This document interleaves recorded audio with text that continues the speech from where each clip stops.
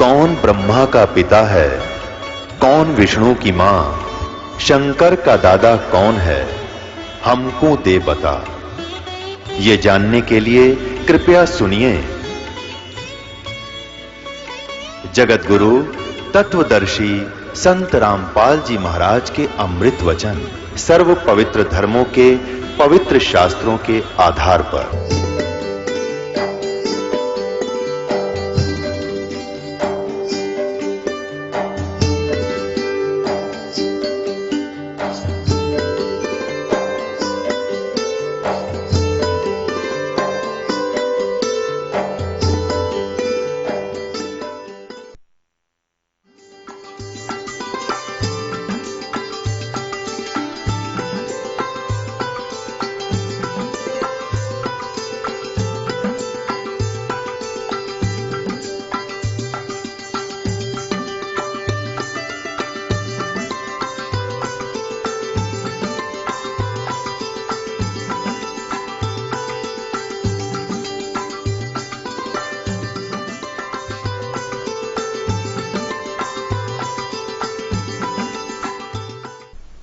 श्रीमद् भगवद गीता अध्याय नंबर 4 के और श्लोक नंबर 32 में कहा कि परमात्मा स्वयं आकर ही वो ज्ञान प्रदान करता है, विस्तार के साथ कहता है और वो तत्व ज्ञान होता है। उस तत्व ज्ञान के समझने के बाद गीता अध्याय नंबर 7 के श्लोक नंबर 29 में कहा है कि जो व्यक्ति मेरे इस ज्ञान का आश्रय ले लेता है, तत्वदर्शी संत के पास पहुंच जाता है, उस ज्ञान से परिचित होता है, तो वो फिर केवल जरा और मरण से छूटने का ही प्रयत्न करता है, क्योंकि वो उस तत्ब्रह्म से और सारे अध्यात्म ज्ञान से और सभी कर्मों से परिचित हो चुका होता है। तो आप जी को सारे अध्यात्म ज्ञान से और सभी कर्मों से भी साथ साथ परिचित कराना पड़ेगा दास ने, क्योंकि दास वो तत्वदर्शी संत है और परमात्मा ने बनाकर आपके लिए भेज रखा है। जैसे गीता जी अध्याय नंबर 8 के श्लोक नंबर 16 में कहा कि ब्रह्मलोक पर्यंत सभी प्राणी पुनरावर्ती में हैं, यानी ब्रह्मलोक इस ब्रह्म का अंतिम मोक्ष स्थान है। और गीता जी अध्याय नंबर 8 के श्लोक नंबर 13 में कहा है कि ओम इति एकाक्षरम ब्रह्म व्यवहारण माम अनुसमरण ये परियाति तदंदेहम सयाति परमाम गतिम। मुझ ब्रह्म का केवल एक ओम मंत्र है, नथिंग एल्स। यही एक मंत्र अक्षर है, एक अक्षर का मंत्र है। और जो इसको अंतिम श्वास तक सुमन करता हुआ शरीर छोड़कर जाता है तो परम गति को प्राप्त होता है। कौन सी परम गति? जो ओम से ब्रह्म गति होनी है। ओम से ब्रह्मलोक, ब्रह्मलोक में गए हुए प्राणी भी पुनरावर्ती में।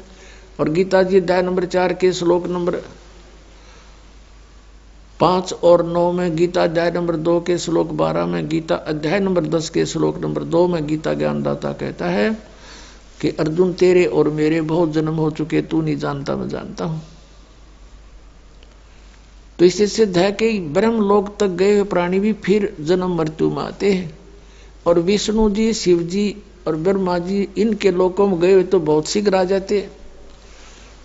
तो आदरणीय नानक साहिब जी वाली आत्मा पहले राजा अम्बरीश थे, फिर स्वर्ग में अपना पुण्य भोग कर विष्णु उपासक थे, फिर राजा जनक बने। राजा जनक के समय का भी अपना पुण्य स्वर्ग में भोग कर फिर ये श्री नानक जी बने। पहले इनके नौकर रहते थे, राजा थे जब ये, अब स्वयं नौकर लग गए हैं। अब बचपन से ही इनको एक ब्रजलाल पांडे नाम का ब्राह्मण इनको गीता का ज्ञान कराया करता था। जैसे ही पवित्र हिंदू धर्म में ब्राह्मण लोग अपनी कथाएं सुनाते थे, और पहले हमारे माता जो पूर्वज थे वो बहुत नेक थे, वो बच्चों को धार्मिक ज्ञान अवश्य ग्रहण करवाते थे कि ताकि ये बिगड़े नहीं, बुराई से बच के रहे मेरा बेटा। और उधर से नानक साहिब जी को फारसी के भी टीचर थे, वहां भी वो पढ़ा करते थे। ब्रजलाल पांडे से उसने जो ज्ञान ग्रहण किया था नानक साहिब जी ने कि श्री विष्णु जी सर्वेश्वर हैं, अजर अमर हैं, इनके कोई माता पिता नहीं है, श्री कृष्ण जी ही विष्णु अवतार थे और कृष्ण जी ने ही गीता का ज्ञान दिया, जैसा कि पूरे हिंदू समाज के अंदर ये लोक वेद समाया हुआ है, ऐसा ही उनको ज्ञान था। अब नानक साहिब जी की बहन नानकी सुल्तानपुर में ब्याही थी, उनका बहनोई जयराम नाम था उनका। उसने नानक साहिब जी को वहां सुल्तानपुर के नवाब के यहाँ नौकरी दिलवा दी और नानक जी वहीं रहने लग गए और उनके 2 पुत्र भी हो चुके थे नानक जी के, लक्ष्मीचंद और श्रीचंद नाम के।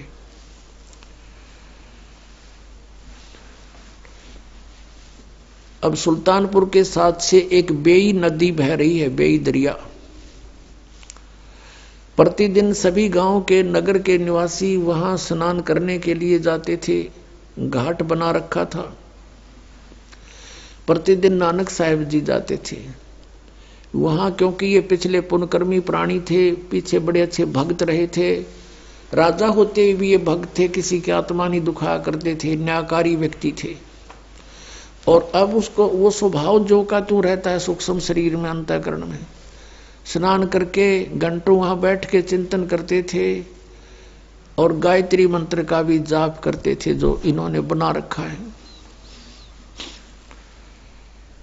और गीता जी के कुछ श्लोक याद कर रखे थे, उनको भी वहां याद करते थे।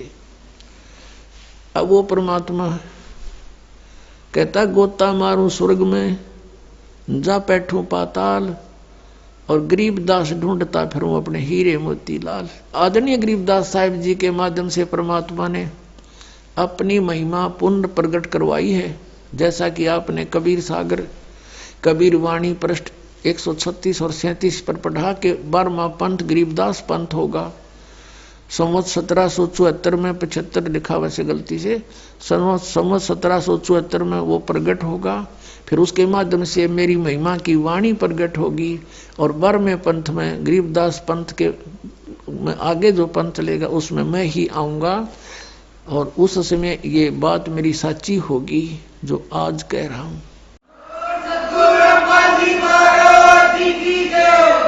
तो गरीबदास साहिब जी ने कहा कि कबीर साहब ये कहते थे गोता मारूं स्वर्ग में, जा बैठूं पाताल, और गरीबदास ढूंढता फिरूं अपने हीरे मोती लाल। ये वो हीरे मोती लाल थे आदरणीय नानक साहिब जी, आदरणीय गरीबदास साहिब जी, आदरणीय मलुकदास साहिब जी, आदरणीय दादू साहिब जी, आदरणीय धर्मदास साहिब जी, आदरणीय गीसा दास साहिब जी, आदरणीय रविदास साहिब जी, क्योंकि वो भी परमात्मा ने काशी में ढूंढे।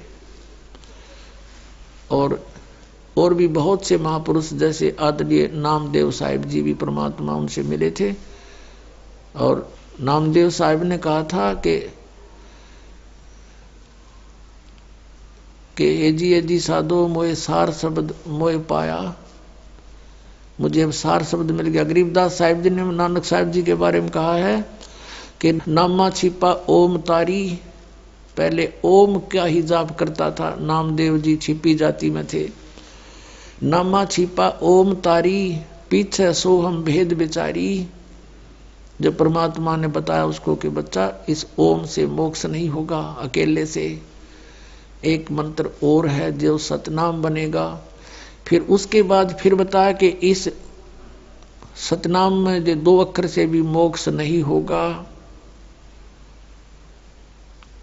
उस सार नाम आपको अवश्य चाहिएगा। तब कहा था नामा छिपा ओम तारी, पीछे सोम भेद बिचारी, सार शब्द पाया जद लोई, आवागमन बौर ना होई। ये 2 सार नाम प्राप्ति के लिए पुण्यात्मा आते हैं, ये एक नकल ना बनावें कि उसने मिल गया मुझे नहीं मिला। इस तरह इस मार्ग में नहीं चलेगा, आप बिछुड़ जाओगे।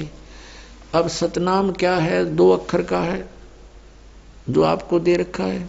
जैसे धन धन सतगुरु सच्चा सौदा वाले 3 नाम देते हैं, अकाल मूर्त सब स्वरूपी राम सतपुरुष।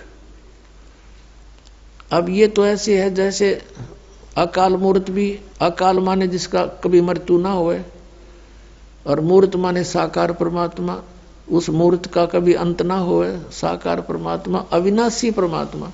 और सतपुरुष, सत माने अविनाशी, पुरुष माने प्रभु, सतपुरुष अविनाशी परमात्मा।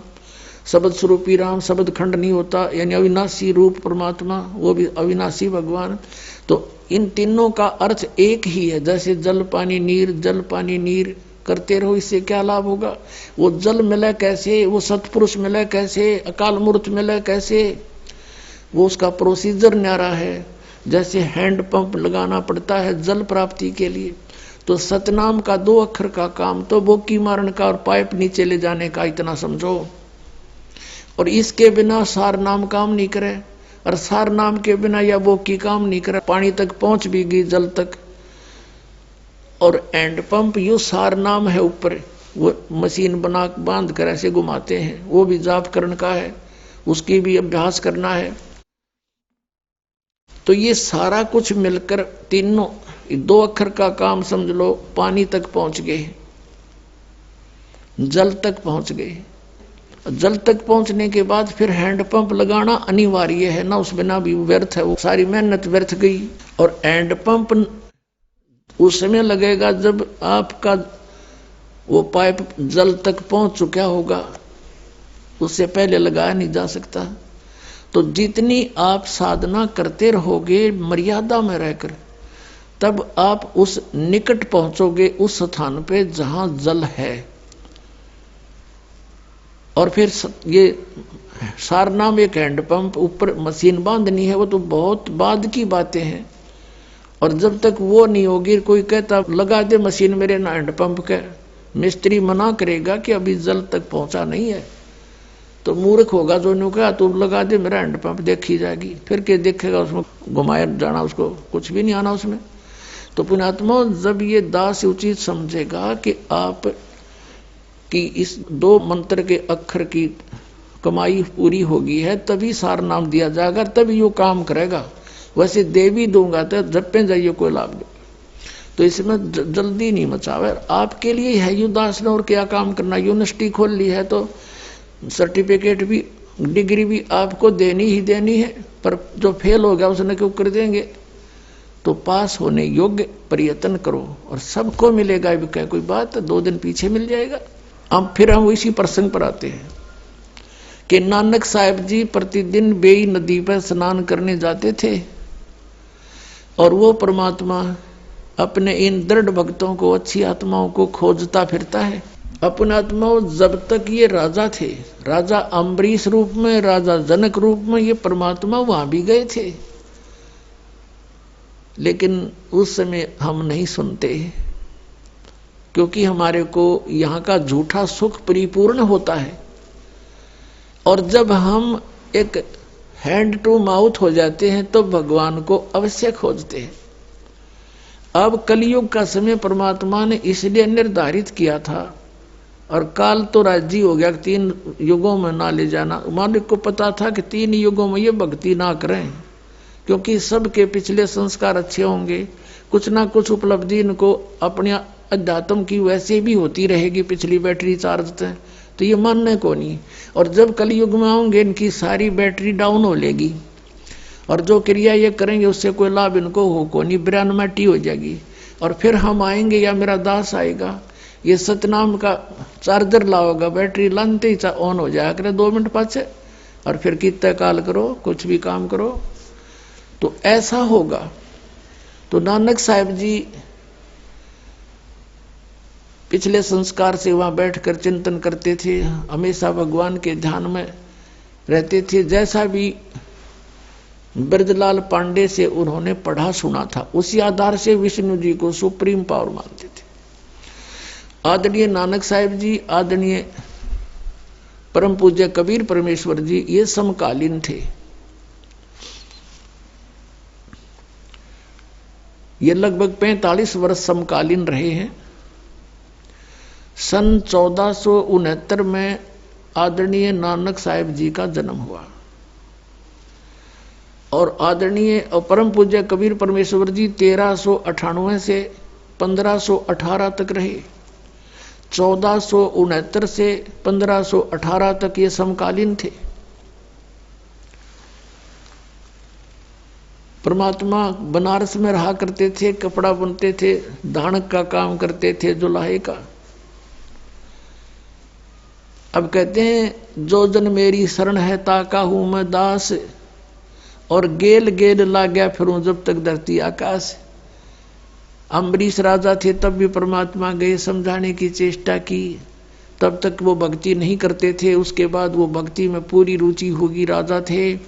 फिर परमात्मा के ज्ञान को ग्रहण नहीं किया, अन्य ऋषि में ऋषियों से समाधान ढूंढ कर वो क्रियाएं शुरू कर दी। फिर भी दयालु हैं, उनको काम तो ला आए नहीं, तो ये राजा बने पासे कौन भक्ति करे, सारा दिन बकवाद भाव इनको। तो वहां वो जैसा भी करने लगे, यज्ञ याग करने लगे हैं, और ये मंत्र करते रहे ओम नाम का, विष्णु जी का जो हरियम जाप आपको दिया जाता है, ये करते रहे। और फिर राजा जनक थे तब भी परमात्मा मिले, मालिक पर विश्वास हुआ नहीं, और अन्य ऋषियों से उपदेश लेकर के फिर साधना शुरू कर दी, यज्ञ किए घड़े बड़े बड़े। मालिक ये चाहते थे कि ये बैटरी थोड़ी बहुत किसी ना किसी तरह से चार्ज होती रहे, ताकि ये कलयुग तक पहुंच जाए किसी तरह, फिर देखूंगा काल ने। अब परमात्मा वहां से अंतर्ध्यान हुए, कहां से, काशी से, बनारस से, और बेई नदी पर पहुंच गए, एक जिंदा महात्मा का रूप बना के। नानक साहब जी बैठे थे, परमात्मा ने भी जाके उनको प्रणाम राम राम बोला। नानक साहब जी बड़े अच्छी आत्मा थे, प्यार से श्रद्धा से कहा आओ बैठो महात्मा जी। बैठ के पूछा कौन हो, कहां से आए हो। परमात्मा ने कहा कि मैं बनारस से आया हूं और एक जुलाहा जाति से संबंध रखता हूं, मेरा नाम कबीर है, और मैं परमात्मा की खोज में घूम रहा हूं। आप बहुत अच्छे भक्त सुने हैं, यहाँ बहुत अच्छे भक्त हो, और कुछ मैं मार्गदर्शन आपसे चाहता हूं प्रभु के बारे में। मैं भले ही मुसलमान के यहाँ रह रहा हूं, लेकिन मेरी आस्था प्रत्येक धर्म के प्रति बराबर है। मुझे कहीं से भी मोक्ष मार्ग मिल जाए, मैं तलाश कर रहा हूं, खोज कर रहा हूं। इस बात से नानक जी बड़े प्रसन्न हुए, खुश हुए, कहा बैठ जा, आजा मैं बताता हूं। जब उन दोनों की चर्चा हुई तो नानक साहब जी ने कहा कि सबसे पहले गुरु होना चाहिए प्राणी का। तो वहां आसपास जो स्नान करने गए थे व्यक्ति, वह भी बैठ के आकर चर्चा होने लगी। जब दोनों की 20, 30, 50 सुबह सुबह का समय था, तो उनकी जब चर्चा चली तो कबीर साहब ने कहा कि मैंने गुरु तो बना रखा है, बनारस में आदरणीय स्वामी रामानंद ब्राह्मण पंडित जी, उससे मैंने उपदेश ले रखा है। अब नानक साहब ने कहा कि जो ज्ञान तुझे प्राप्त है वो पूरा नहीं है, आप मुझे गुरु बनाओ, फिर मैं आपको सही ज्ञान बताऊं। तब परमात्मा ने कहा कि ठीक है जी, मैं आपको गुरु मानता हूं, मुझे ज्ञान बता दो। तब नानक साहब जी लगे बताने, जैसा बैदलाल पांडे से उन्होंने ग्रहण किया हुआ था। कहा कि विष्णु जी सर्वशक्तिमान हैं, सारे ब्रह्मांडों के रचनहार हैं, और यही श्री कृष्ण रूप में अवतरित हुए, यही श्री राम रूप में अवतरित हुए, और श्री कृष्ण रूप में इन्होंने आकर के महाभारत के समय गीता का ज्ञान दिया, और गीता जी का नित्य पाठ करने से जीव का मोक्ष हो जाता है। और हरे कृष्ण हरे राम सीताराम राधे राधे श्याम मिला दे, इस तरह के मंत्र और ओम मंत्र, ये सारे कुछ बता दिए। जो ये ब्राह्मण गुरु या हिंदू धर्म के जो ये नकली गुरु बताया करते थे, नकली नाम, वो सारे बता दिए कि ये जाप करने चाहिए, एकादशी का व्रत करना चाहिए। अब परमात्मा ने प्रश्न किया कि देखो, मैं आपको गुरु धारण करने जा रहा हूं, आपका अनुयायी बनूंगा, तो मेरी कुछ शंका का समाधान भी चाहिए मुझे। हक बोलो। आप जी कहते हो कि श्री कृष्ण जी, श्री विष्णु जी अविनाशी हैं। ब्रह्मा विष्णु महेश तीनों अजन्मा हैं, इनकी जन्म मृत्यु नहीं होती। और आप इनको सर्वेश्वर कहते हो, और आप ये भी कहते हो कि गीता जी का ज्ञान श्री कृष्ण जी ने बोला। हाँ बिल्कुल सही है, नानक जी बोले। तो आप गीता जी अध्याय नंबर 4 के श्लोक 5 और 9 में देखिए, और 2 के अध्याय 2 के 12 में, 10 के 2 में, इनमें यू गीता ज्ञानदाता कहता है मेरे तो जन्म और मृत्यु होता है, हम अविनाशी नहीं हूं। फिर आप कह रहे हो ये अविनाशी है। अब नानक साहब जी के बाद के पास कोई जवाब नहीं था। परमात्मा ने कहा कि आप हरे कृष्ण हरे राम सीताराम राधे श्याम ये जाप करते हो। गीता जी में ऐसा कोई मंत्र नहीं है, केवल एक ओम मंत्र है, एक ओंकार जिसको तुम बोलते हो। तो नानक साहब ने कहा कि मैं ओंकार भी जाप करता हूं और ये भी करता हूं। तो गीता जी अध्याय नंबर 16 के श्लोक 23 में लिखा है कि शास्त्र विधि को त्याग कर जो मनमाना आचरण करते हैं उनकी साधना व्यर्थ होती है, ना उनको कोई सुख हो, ना उनकी गति हो, ना उनको कोई सिद्धि प्राप्त हो, यूजलेस। अब नानक साहब जी डेली पाठ करा करते गीता जी का, उनको याद थे श्लोक। तो गीता जी में केवल लिखा एक ओम अक्षर है, उसके अतिरिक्त जो आप अन्य जाप करते हो वो व्यर्थ है। जैसे कोई एक जड़ी है और उससे लाभ होना है, उसके साथ और जड़ी मिला दी तो वो यूजलेस हो जाता, निष्क्रिय हो जाएगी, जड़ी का यूज भी नहीं होगा आपको। तो ये साधनाएं तो नहीं करनी चाहिए थी। फिर बताया कि देखो गीता ज्ञानदाता से अन्य कोई और परमात्मा है। 18वें अध्याय के 62वें श्लोक में कहा है कि हे अर्जुन तू सर्व भाव से उस परमेश्वर की शरण में जा जिसकी कृपा से तू परम शांति को और सनातन परम धाम को प्राप्त होगा। गीता जी अध्याय नंबर 15 के श्लोक नंबर 1 से 4 में कहा है कि उल्टा लटका हुआ संसार रूपी वृक्ष है और इसके ऊपर न पूर्ण परमात्मा है, जड़े हैं, और नीचे को तीनों गुण रूपी शाखा है।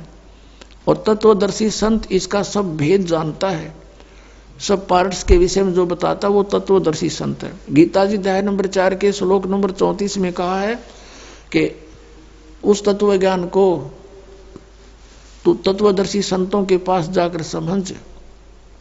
तो वो तत्वदर्शी संत से पूछो, वो दंडवत प्रणाम करो, उनको नम्रता से प्रसन्न करो, वो तत्वदर्शी संत तुझे उस परमात्म तत्व का ज्ञान कराएंगे।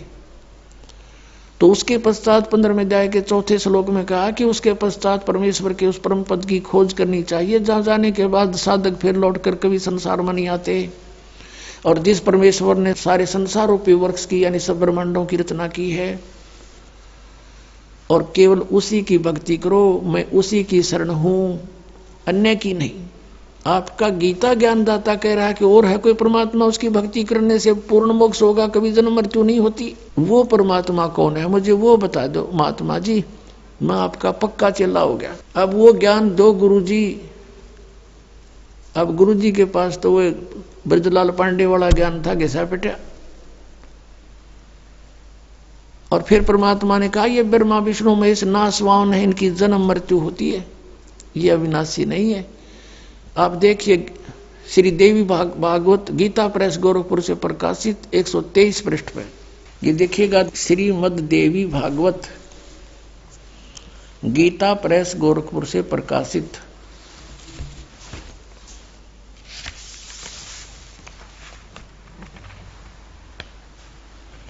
संपादक हनुमान प्रसाद पोदार चिमनलाल गोस्वामी।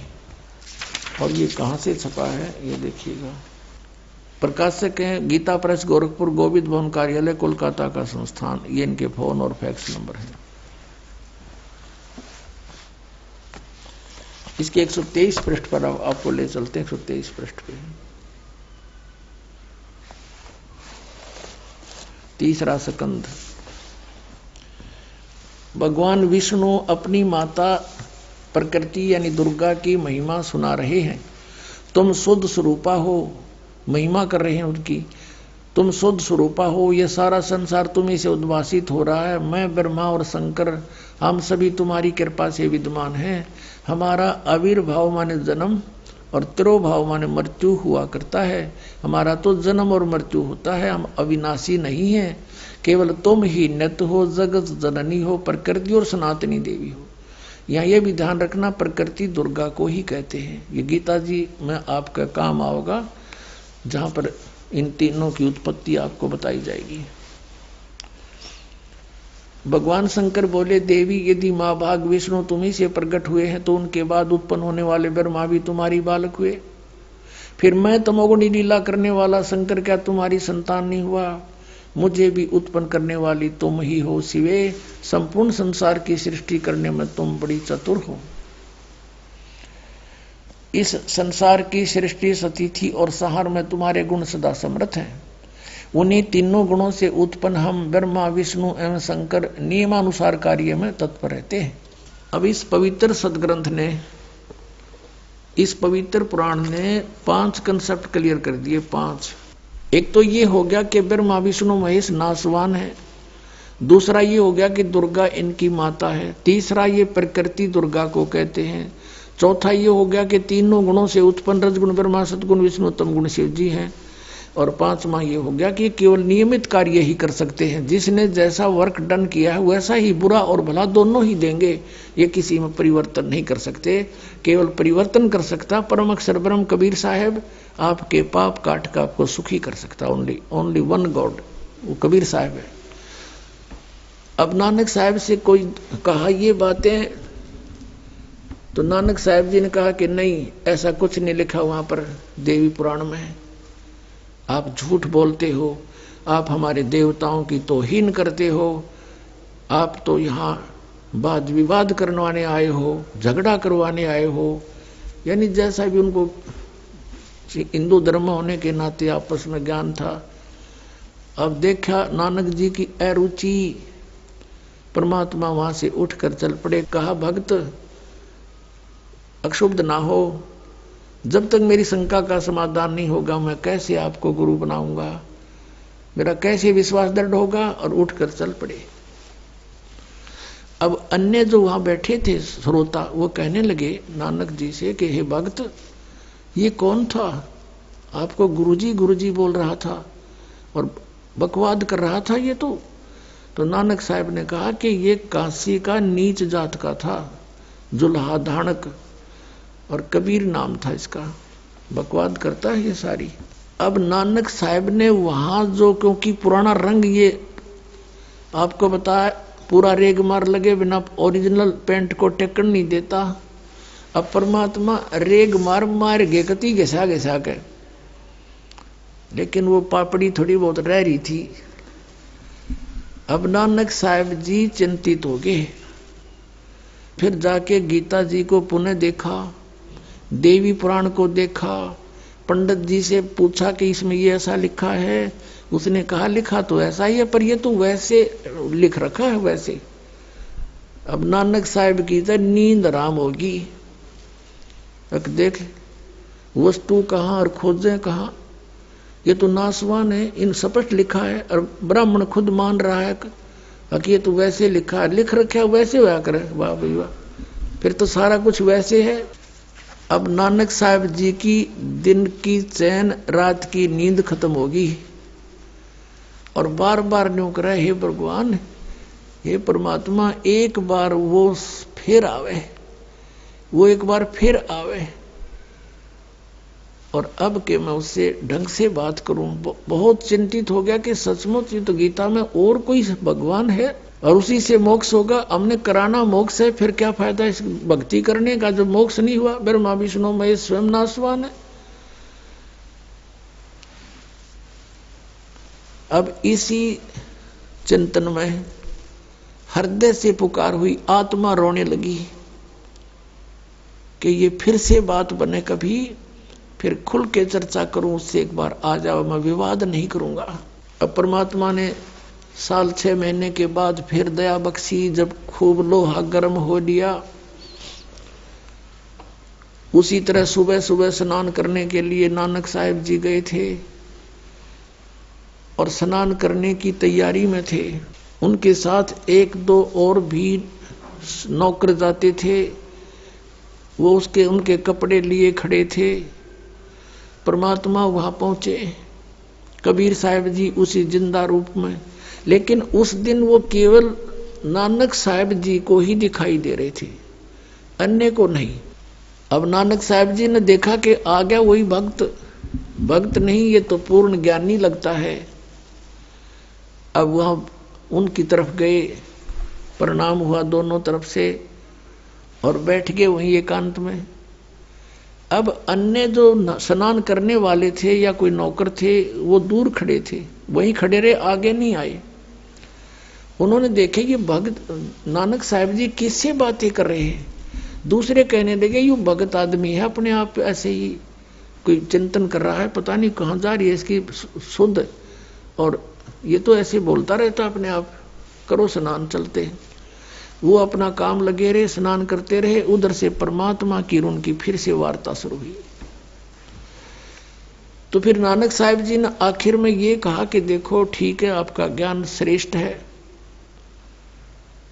और मैंने अपने गुरु ब्रजलाल पांडे से भी पूछा, उसने भी संतुष्ट नहीं किया मुझे। लेकिन मैं आपकी एक परीक्षा लेना चाहूंगा, फिर मैं आपका शिष्य बनूंगा, फिर मैं आपकी बात स्वीकार करूंगा। क्या परीक्षा लोगे? कि मैं इस दरिया में छलांग लगाऊंगा, मुझे खोज देना। अब नानक साहब जी ने जो ही जाकर के दरिया में छलांग लगाया, नहाने की तैयारी में था ही, छलांग लगाई तो बाहर नहीं आए। परमात्मा ने उनको अप स्ट्रीम में ले जाकर उनके शव को यानी शरीर को और 2-3 मील की दूरी पर जिधर से पानी आ रहा था उस साइड में जंगल में जाके बैठा दिया, वहां प्रकट कर दिया कि ले खोज दिया आपको। तो नानक साहब जी कहने लगे अब बैठ जाओ, कुछ वार्ता करेंगे, अब मुझे डिटेल से बताओ। तो परमात्मा ने सृष्टि रचना सुनाई। अब नानक साहब जी कहने लगे कि देखो आपकी बातों पर कुछ विश्वास है, कुछ अविश्वास है। वो सचखंड आपने आज तक सुना नहीं, देखा नहीं, आपके अतिरिक्त इसके विषय में कोई व्यक्ति हमें बताने वाला मिला नहीं, तो कैसे विश्वास करूं? मुझे वो सचखंड दिखा दो। परमात्मा ने कहा चल ठीक है। वो शरीर वहीं सुरक्षित रखा और सतलोक में ले गया उस प्यारी आत्मा को, नानक साहब जी की आत्मा को। अब जिंदा महात्मा के रूप में थे परमात्मा, जिंदा वाले महात्मा के रूप में।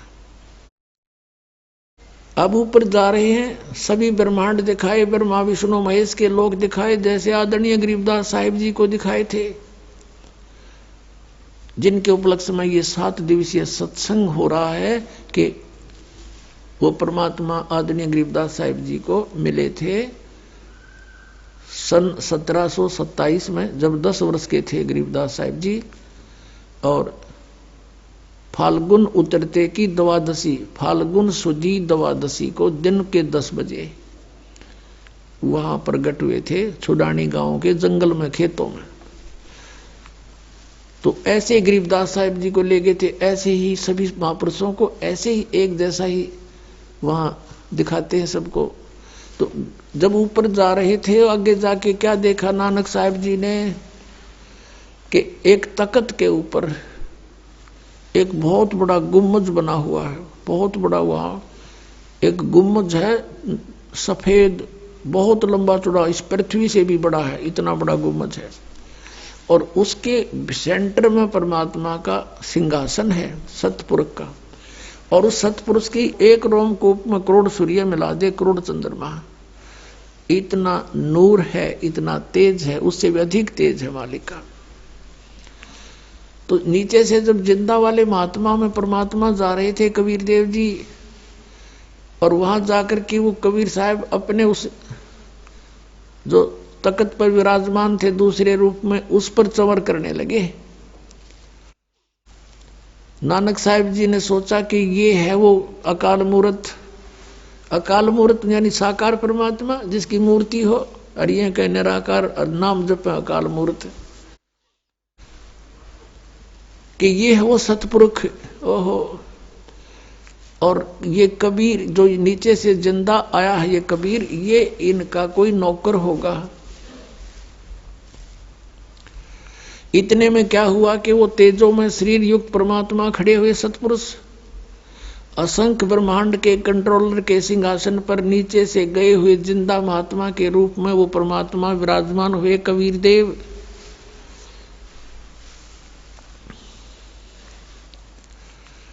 और वो तेजो में शरीर वाला परमात्मा कबीर साहब पे नौकर की तरह चौर करने लगा, सेवक की तरह। अब नानक साहब जी सोच ही रहे थे कि ये क्या चक्कर हुआ, इस सेवक पर भगवान चौर कर रहा है। इतने में क्या हुआ, तेजो में शरीर उस जिंदा वाले शरीर में नीचे से गया था जो परमात्मा जिस शरीर में, उसमें समा गए। वो असंख्य ब्रह्मांड के कंट्रोलर के सिंहासन पर, तख्त पर अकेले कबीर देव जी, कबीर साहब जिंदा महात्मा वाले रूप में विराजमान है। चौर अपने आप घूम रहा ऊपर ऑटोमेटिक। तब परमेश्वर ने कहा कि प्यारी आत्मा, आई एम गॉड, मैं हूं वो परमात्मा जिसको मुसलमान अल्लाह अकबर कहते हैं। और वेदों में कबीर देव मेरा नाम है, कबीर देव। तो कबीर कहो, कबीर देव कहो, ये मेरे विषय में जानकारी है चारों वेदों की। चारों वेदों में मेरे विषय में जानकारी है, लेकिन उन वेदों में मुझे पाने का मार्ग नहीं है। वो ज्ञान मैं अब देने के लिए गया हुआ हूं। मैं बनारस में, काशी में धानक रूप में रहता हूं, कपड़ा बुनता हूं, ज्ञान प्रचार करता हूं, और जो मुझ पर विश्वास दृढ़ करते हैं उनको सतनाम देता हूं। और सतनाम से जीव का मुक्ति होगी, नहीं हो नहीं सकती किसी सूरत में। और वो सतनाम 2 अक्षर का है। और यदि आपने मोक्ष चाहिए तो काशी में चले जाना, वहां मैं रहता हूं। अब ऐसे इस स्थिति में 3 दिन बीत गए। उधर से सुल्तानपुर के अंदर ये खबर फैल गई, समाचार पहुंच गया कि नानक साहब जी दरिया में छलांग लगाई थी, बाहर नहीं आए। उन्होंने नानक साहब को डूबा जान लिया। गांव में आग की तरह ये बात फैल गई, सभी भाग लिए, सभी दौड़ लिए। उसकी बहन नानकी भी दौड़ के आई, उनका जो बहन हुई था जयराम वो भी भाग गया। फिर जब पता चला कि वो तो पानी में बह गए हैं, तो नवाब से संपर्क साधा, क्योंकि नौकरी करता था नवाब के घर पर जयराम भी। श्री जयराम जी ने वहां जाकर के राजा से प्रार्थना की कि नवाब ऐसे ऐसे हमारा रिश्तेदार पानी में बह गया। तो राजा ने नौकर भेज दिए, जाल लगाने वाले भेज दिए, इधर खोज रहे हैं, दूर दूर तक जाल लगा कर खोज रहे हैं, पर नहीं मिले। सभी ने मान लिया, हाहाकार मच गई कि बहुत अच्छा भगत था, डूब कर मर गया। उधर से क्या हुआ, तीसरे दिन उसी समय जब स्नान सभी कर रहे थे, वही नानक साहब जी आकर विराजमान हो गए। छोड़ दिए परमात्मा ने, वापस भेज दिया आत्मा, और शरीर से उठकर वो आ गए। सभी ने देखा कि ये नानक जी तो ये आ गए, ये डूब गए थे। नानक साहब ने कहा कि डूबते वो हैं जो भगवान पर आश्रित नहीं है, हम नहीं डूब सकते। हम सचखंड गए थे, हम सतलोक गए थे। और उस दिन के बाद उनका चेहरा बदला हुआ था, संसार में रुचि नहीं रही, घर पे आ गए। बहुत कुछ कहने के बाद वो नौकरी पर चले गए। वहां जाकर के क्या किया, जो भी कोई आया और उसको कहता रहा, वो गिनने लगे, 1 2 3, 13 से आगे भूल गए। 13 13 13, हे भगवान 13 सब कुछ, किसको क्या दूं, सब 13।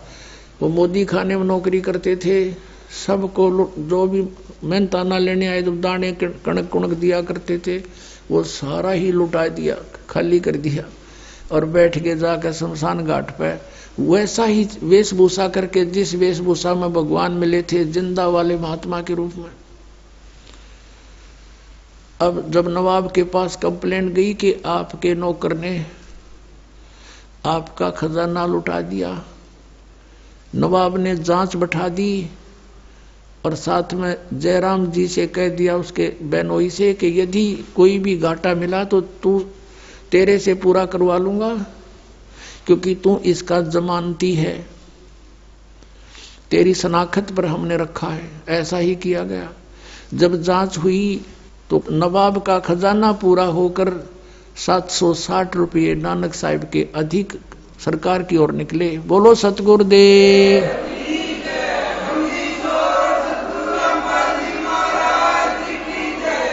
अब नवाब ने अपनी गलती का एहसास हुआ, नानक साहिब जी को प्रार्थना करके वापस बुलवाया और कहा, आप अपनी नौकरी करो और ये 760 रुपये आपके हमारी तरफ हैं, आप ले लीजिए।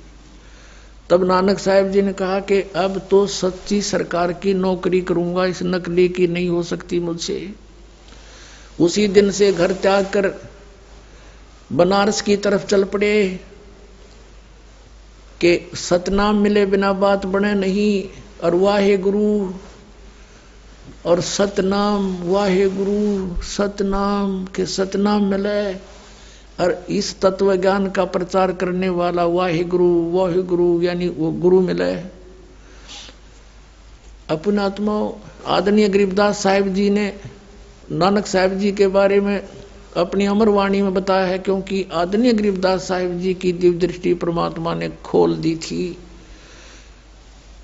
और लाखों वर्ष पहले की घटनाएं और बाद की बहुत सी भविष्य की सब कुछ उन्होंने बोला।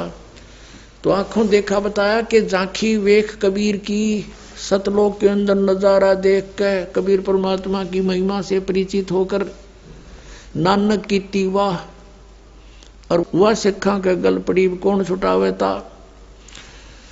अब नानक साहिब जी ने तो वहां देखा था सचखंड में, वाहे गुरु हो ये नीचे से जो गए थे महात्मा, ये है सचमुच, यही अकाल मूर्त, यही सतपुरुष वाहे गुरु। और सतनाम बिना मोक्ष नहीं हो सकता, हम ये नाम भी गलत जाप कर रहे हैं। अब झांकी वेख कबीर की, जैसे आप 26 जनवरी के ऊपर देखते उपलक्ष्य में, जैसे राजस्थान की झांकी, राजस्थान के अंदर जो भी महत्वपूर्ण वो कोई भी वस्तु है या कोई तीर्थ है, उनके मॉडल बना करके एक ट्रैक्टर की या ट्राली में रख लेते हैं और सबको प्रदर्शन करने के लिए दिखाते चलते हैं। फिर हरियाणा प्रदेश वाले अपनी और पंजाब वाले अपनी, तो वहाँ बोलते हैं कि देखो अब राजस्थान की झांकी जा रही है, यानी वहाँ का दृश्य, और अब पंजाब की झांकी, अब हरियाणा प्रांत की झांकी। तो कहते हैं वो झांकी वेख कबीर की, सतलोक में परमात्मा का नजारा देख के नानक की तीवा और वह सिखा के गल पड़ी कौन छुटावे था। कि ये सिख भाई तो वाहे गुरु करने लगे भी कौन समझावे कि कौन मिला था उनको। ये मानते भी कोई नहीं कि नानक साहब को कबीर साहब गुरु मिले होंगे, ये कहते उनका कोई गुरु नहीं था। नानक साहब ने सैकड़ों प्रमाण दिया कि मुझे गुरु जी मिले, दीक्षा दीनी, आंखों देखा उनको, गुरु जी को, और परमात्मा को साकार बताया है, नर आकार बताया है। अब गुरु ग्रंथ साहिब में दोनों प्रकार की वाणी है। उनकी पहले की भी वाणी है, परमात्मा की प्राप्ति से पहले और बाद की भी है। वो लिखते रहा करते थे अपने पहले भी, क्योंकि परमात्मा से जुड़ा हुआ व्यक्ति कुछ ना कुछ उसके विषय में चिंतन करता ही रहता है। अब वहां से चल पड़े, सुल्तानपुर से चल पड़े। कहाँ को चले? बनारस की तरफ। पहली उदासी उनकी यात्रा, उदासी माने वैसे तो उदासी का अर्थ होता है कति उन्मुन होके, संसार से मन हटा के, उदास होके, और परमात्मा की खोज पृथ्वी पर करने के लिए चल पड़े, उसको उदासी कहते हैं। कहते प्रथम उदासी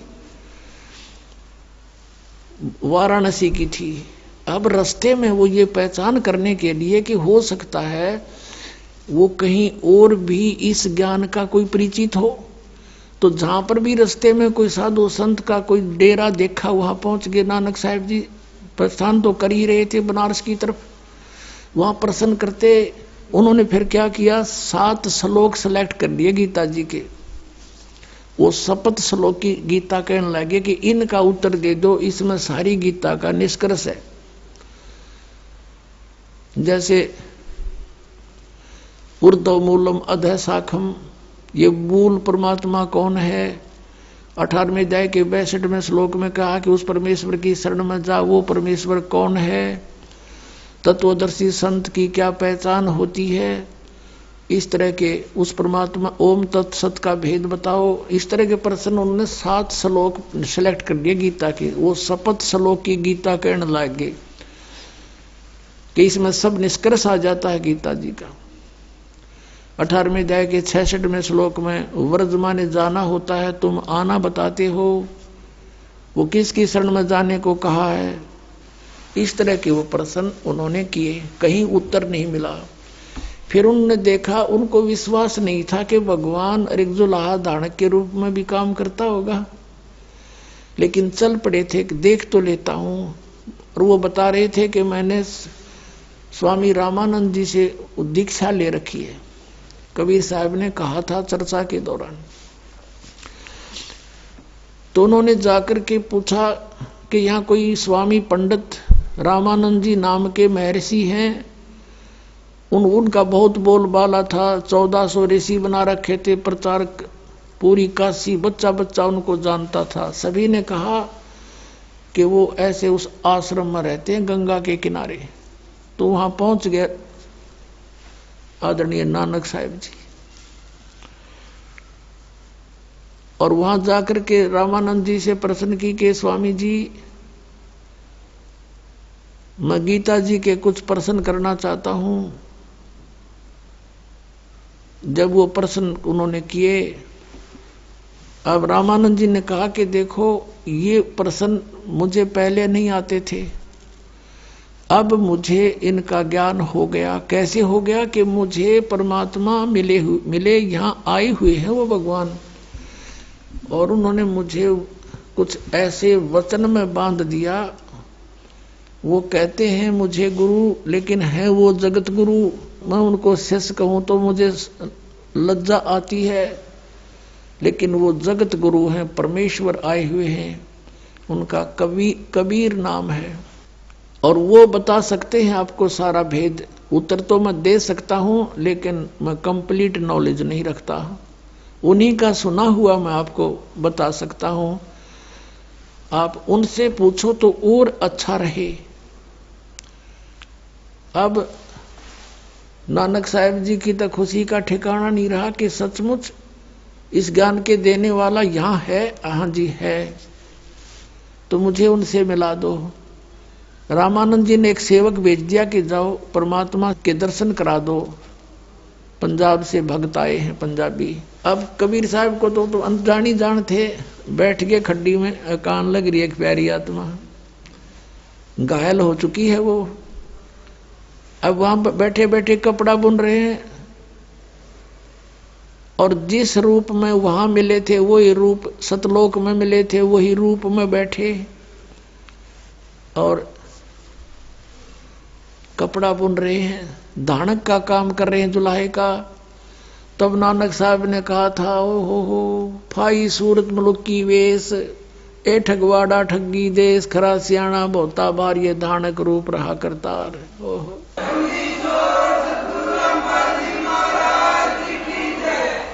अब उनकी उस गुरु ग्रंथ साहिब के अंदर ये वाणी लिखी हुई है, आपको सुनाते हैं। श्री गुरु ग्रंथ साहिब के 24 नंबर पृष्ठ पर अंकित है, और शब्द नंबर 29 है, 29। एक सुआन दुई सुआनी, नाल बलके भौकाई सदा बियाल, कूड़ छुरा और मुठा मुर्दार, धानक रूप रहा करतार। फिर क्या कहा है, मैं पत की पेंद न करनी की कार, ओ बिगड़ रूप रहा बिकराल, तेरा एक नाम तारे संसार। तेरा एक नाम तारे संसार, मैं ए हो आस ए हो आधार, मुख निंदा आख्या दिन रात, और परघर जो ही नीच मनात, काम क्रोध तन वसे चंडाल, ये धानक रूप रहा करतार। फाई सूरत मुलुक की वेश, ए ठगवाड़ा ठगी देश, खरा सियाणा बहुता बार, ये धानक रूप रहा करतार।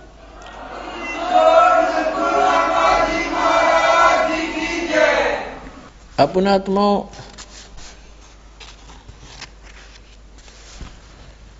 फिर 721 पृष्ठ पे लिखा है कि एक अर्ज गुप्तम पेश तो दर कून करतार, हक्का कबीर करीम तू बेऐब परवरदिगार। परमात्मा से परिचित होने के बाद नानक साहब ने फिर उनकी महिमा गाई है कि एक अर्ज गुप्तम पेश तो दर कून करतार। कून करतार माने है शब्द स्वरूपी राम, अविनाशी परमात्मा। करतार माने सारी सृष्टि के रचनहार। हक्का कबीर माने सत कबीर। करीम तू, करीम माने दयालु। और बेऐब परवरदिगार, ये पूरा बड़ा शब्द है, इसको आप पढ़ सकते हो। और ये हमने आध्यात्मिक ज्ञान गंगा में भी लिखा हुआ है। अपनात्मा गरीबदास साहिब जी ने कहा था, हम सुल्तानी नानक तारे दादू को उपदेश दिया, जात जुलाहा भेद न पाया, ये काशी माहे कबीर हुआ। झांकी वेख कबीर की नानक की तीवा, वह सिखों के गल पड़ी, इब कौन छुटावे ता। अपनात्माओं, क्या होता है कि परमात्मा ने इस प्यारी आत्मा से कहा, जब वो कहने लगे कि ए लोगों, वहां आसपास जुलाहा कॉलोनी के व्यक्ति इकट्ठे हो गए, स्त्री पुरुष बच्चे बालक वृद्ध, और नानक साहब कहने लगे ये भगवान बैठे, ए रब बैठा, ए सारी सृष्टि का रचनहार बैठा, देख लो ये भगवान है। अब वो कॉलोनी वाले हंसे कि ये पंजाबी कहाँ से आकर पागल हो गया, नीरू के पुत्र को भगवान बताता है। सब हंसकर चले गए कि इसके पास जो आता वो ऐसा ही बोलता है, पता नहीं क्या पिला देता है।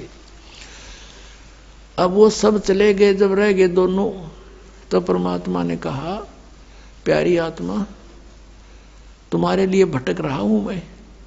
नानक साहब ने कहा, जी अब तो कोई गुंजाइश रही नहीं अगर मगर की, मैं देख चुका हूं आपको, असंग ब्रह्मांड का स्वामी कहाँ बैठा है। परमात्मा ने कहा, बच्चों मैं तुम्हारे लिए भटक रहा हूं। नानक साहब की आंखों में आंसू आ गए कि सचमुच आप जो करे सारी सत्य है। और नानक साहब जी ने कहा, मुझे वो सतनाम दे दो, दया कर दो मुझ पर। वो तो अंतर्यामी थे, जानते थे कि अब इसको पूरी कसक हो चुकी है। तो मालिक ने कहा कि एक प्रतिज्ञा कर ले, ये किसी को बताएगा नहीं, तुझे नाम दे दूंगा। नानक साहब ने कहा कि तौबा मेरी, जिक्र भी नहीं करूंगा, आगे उपदेश दूंगा नहीं किसी को। तब परमात्मा ने उनको सतनाम दिया, 2 अक्षर का। एक ओम है, एक तत् सांकेतिक। अब धर्मदास जी को नाम दिया कभी परमेश्वर जी ने, उससे भी प्रतिज्ञा दिवाली थी, धर्मदास तो मोरी लाख दुहाई, ये मूल ज्ञान कहीं बाहर ना जाई। इस मूल ज्ञान के अंदर ये सारा प्रोसीजर आ जाता है, ये दोनों मंत्र और सार नाम। फिर स्पेशल कहा कि धर्मदास मोरी लाख दुहाई, ये सार नाम की तबार ना जाई। तो इन सभी महापुरुषों को जिनको परमात्मा मिले, उनसे प्रतिज्ञा करवा दी थी कि इसको जिक्र भी ना करना। अब नानक साहब जी क्योंकि आंखों देख रहे, इस लोक में दिल लगे नहीं, ये तो इतना बेकार स्थान है, उसको देखने के बाद इंसान यहाँ 2 मिनट नहीं रह सकता, लेकिन मजबूरी। तो परमात्मा ने कहा, आप भक्ति करो और सचखंड जाओगे, गारंटी है, मैं तुम्हारे साथ हूँ, भक्ति करते रहो, लेकिन मेरा अभी भेद ना खोलो, तुम्हारी कोई मानेगा नहीं। तो उन्होंने वहां से चले गए और जगह जगह प्रचार किया, सतलोक का वाणी बोली, लोगों को समझाया। 12 वर्ष तक पूरे भारतवर्ष में घूम घूम कर सबको, हिंदू मुसलमानों को समझाने की चेष्टा की। और परमात्मा से मिलने के बाद उनमें कुछ सिद्धियां भी आ गई थी। ऐसा स्वाभाविक गुण है। जैसे चुंबक के साथ लोहा कुछ समय रह जाए तो वो भी अस्थायी चुंबक बन जाता है। तो फिर क्या हुआ, जब 12 वर्ष तक सब जगह घूम लिया, कोई माने नहीं, विरोध करें। यहाँ तक लिखा है उनके इतिहास में, गुरु नानक देव जी की जीवनी में, कि उनके पूज्य पिताजी भी विरोधी हो गए थे उन पांडवों के कहने से कि आपका पुत्र ब्रह्मा विष्णु महेश को नासवान बताता है, ये के पैदा हो गया तेरे। पिता पुत्र का भी बहुत विरोध हो गया था, लेकिन वो तो दृढ़ भगत थे। वो किसकी माने आंखों देख रहे, और कहें देखा देखी, हम कहें आंखों देखी। अपनात्मा 12 वर्ष तक जब वो घूमते रहे, कोई सुना, कुछ एक न माना, कुछ एक न नहीं माना, तब परमात्मा ने उसको संदेश दिया कि आप प्यारी आत्मा अपनी मोक्ष प्राप्ति के लिए प्रयत्न करो, समय थोड़ा है आपका, अब भक्ति करो, बैठ जाओ अपने एक स्थान पर, रहो अपने आराम से। तो फिर 16 वर्ष तक लास्ट के अपने खेतों में रहे, खेती भी करते थे, और जो उनके पास आता था उनको तत्व ज्ञान भी समझाते थे। बहुत से शिष्य भी बने उनके, अच्छी आत्माएं थी। जो अपने आत्माओं, नानक साहब जी का मोक्ष किन मंत्रों से हुआ और कौन सा जाप किया उन्होंने? अब देखो, वाहे गुरु ये क्यों बोले? झांकी वे कबीर की नानक की तीवा। अब वाहे गुरु सतनाम, इस सतनाम से मोक्ष होगा, सचखंड प्राप्त होगा, जहां जाने के बाद फिर कभी मृत्यु नहीं होगी। इतनी खुशी समागी दिल में। और वाहे गुरु देखो, जो अच्छी आत्माएं होती हैं, जो अनमोल ज्ञान आपको ये दास प्रदान कर रहा है परमात्मा का दिया हुआ, ये कोई ऐसा वैसा नहीं है। और आपने इसकी कीमत का ज्ञान को नहीं, उनको वो कीमत की महत्व समझते थे इस मंत्र का। और आपको जिनको तीनों मिल लिए, उनको भी इतनी गदगद, इतनी खुशी नहीं होती जितनी उस महापुरुष को एक सतनाम प्राप्त होने से ही होगी थी। तो वो एक महान आत्मा होती है, वो एक कृतज्ञ होते हैं, वो होती है। वो कहते हैं बड़े बड़ाई करा करें गाड़ी काटे ओछा, वो बड़े बड़ाई करनी, हम बड़े पुरुष थे, वो महान आत्मा थी। और खुला नहीं समाया कोई हो, पता नहीं क्या धन मिल गया मुझे, इतनी खुशी जहां जहां वाहे गुरु, यानी वो भूला नहीं जाता रहा। तो ये होती है अच्छी आत्माएं। अब क्या हुआ,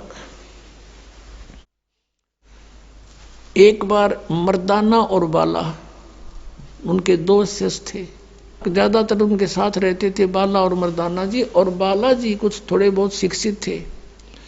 उन्होंने जो भी घटनाएं गुरुदेव के साथ रहते हुए बीती, किन किन से मिले, क्या क्या क्रियाएं वो करते थे, वो सब लिपिबद्ध कर गए, लिखे उन्होंने, या बताए किसी को, वो लिख लिए गए। तो उनकी एक बनी हुई है नानक साहिब की जन्म साखी। तो उस जन्म साखी के अंदर आपको दिखाते हैं कब नानक साहिब जी कौन सा जाप करते थे। वो सतनाम के है 2 अक्षर का। और ये राधा स्वामी, धन धन सतगुरु, जय गुरुदेव, और ये दूसरे जो ताराचंद वाले, धनौद वाले और व्यास वाले, आगरा वाले, ये 5 नाम जाप करते हैं जो 5 काल के। और बात करें सचखंड सतलोक की जाने की, ये तो टिकट बनवा रहे हैं नाइजीरिया की। और बात करें हम भारत आवांगे।